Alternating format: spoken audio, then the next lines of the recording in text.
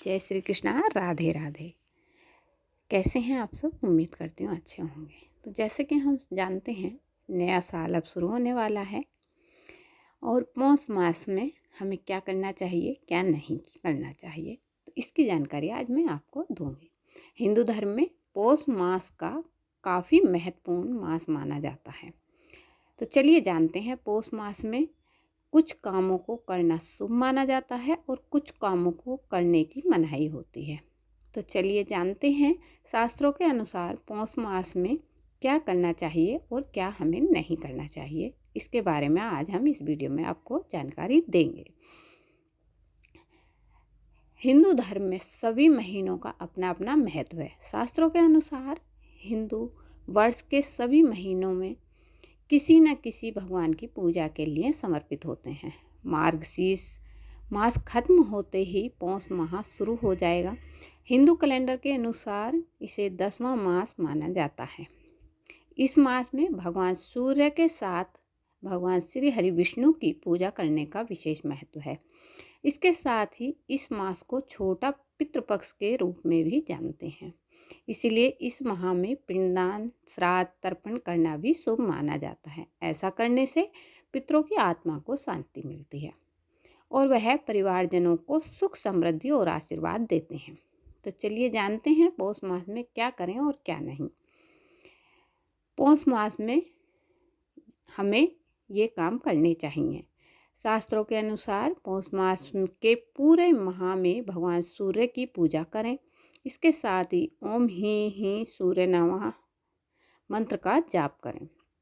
पौष मास में रोजाना सूर्य देव को जल अर्पित करना शुभ होगा। जल में सिंदूर, लाल फूल और थोड़ा सा अक्षत डाल लें। चलिए नंबर 3, पौष मास में भगवान विष्णु की पूजा करना भी शुभ माना जाता है। ऐसे में नियमित रूप से पूजा करने के साथ गीता का पाठ और विष्णु सहस्त्र नाम का पाठ करें।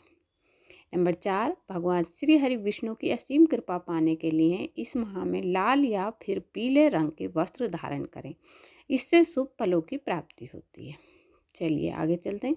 पौष मास में दान का विशेष महत्व है। इसीलिए इस मास में ज़रूरतमंदों को कंबल, गर्म कपड़े, गुड़, तिल आदि का दान करें। चलिए आगे। पूर्वजों की आत्मा की शांति के लिए इस माह में तर्पण, पिंडदान आदि करना भी शुभ माना जाता है। पौष मास में गुड़ का सेवन करना अच्छा माना जाता है। इसके अलावा लौंग, अदरक, अजवाइन जैसी गर्म चीज़ों का सेवन भी करना शुभ अच्छा माना जाता है। यानी कि उसमें सर्दी से बचाव भी होता है और ये हमें पौष मास में इस गुड़, अदरक, अजवाइन जैसी गर्म चीज़ों का सेवन करना चाहिए।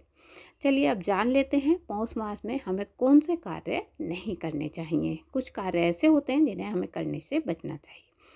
तो चलिए पहला है, पौष मास में मांस, मदिरा के अलावा बैंगन, मूली, मसूर की दाल, फूल गोभी, उड़द की दाल का सेवन नहीं करना चाहिए। इससे स्वास्थ्य पर बुरा असर पड़ता है। पौष मास में चीनी का सेवन करने से बचें। चलिए आगे। पौष मास में खर मास आरंभ हो जाए, इसीलिए किसी भी तरह के मंगलिक कार्यों को करने की मनाही होती है। तो पौष मास में कोई भी मंगलिक कार्य नहीं किया जाता है। चलिए आगे देखते हैं। खर मास में नए काम या व्यवसाय का आरंभ बिल्कुल भी हमें नहीं करना चाहिए, क्योंकि खर मास में कोई नया कार्य नहीं किया जाता है पौष मास में। ठीक है। पौष मास में नमक का सेवन कम से कम करें। अगर हो सके तो नमक का सेवन ना करें। पौष मास में नमक का सेवन करने से भी बचें। अच्छा, पौष के महीने में सूर्य की उपासना, जैसे कि मैंने बताया, बहुत शुभ मानी जाती है। इस महीने में सवेरे सवेरे स्नान करने के बाद सूर्य को जल अर्पित करें। तांबे के पात्र से जल दें। जल में रोली और लाल फूल डालें। इसके बाद सूर्य के मंत्र, जैसे कि मैंने आपको एक मंत्र वो बताया था पहले, एक ये ओम आदित्याय नमः का जाप करें।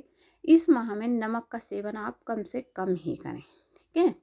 तो चलिए, पौष मास में क्या सावधानी बरतें। खाने पीने में मेवे में स्थिंगंध चीज़ों का इस्तेमाल करें। चीनी की बजाय गुड़ का सेवन करें। अजवाइन, लौंग मैंने बताई, अदरक का सेवन लाभकारी होता है।